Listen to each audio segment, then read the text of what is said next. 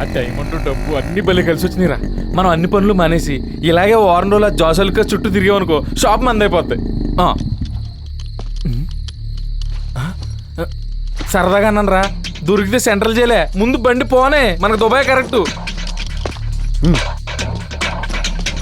Bag పట్టుకో.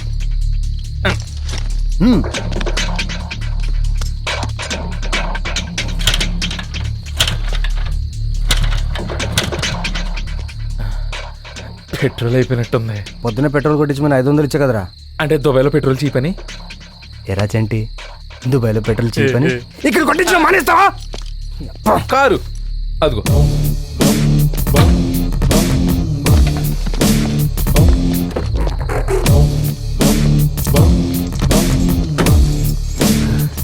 గీసున్నారా? మరి ఇంకెందుకు ఆలస్యం, పదా.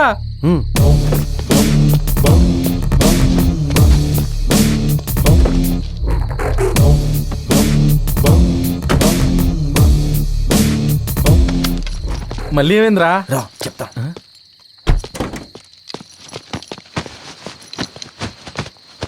రై, కారు అంతా ఖాళీ కదా, ఇక్కడ పెట్టవెందుకు? అఫీషియల్గా తీసుకెళ్ళడానికి ఇది కొన్నది కాదు, కొట్టేసింది. పాయింటే. కనపడకుండా దాచాలి.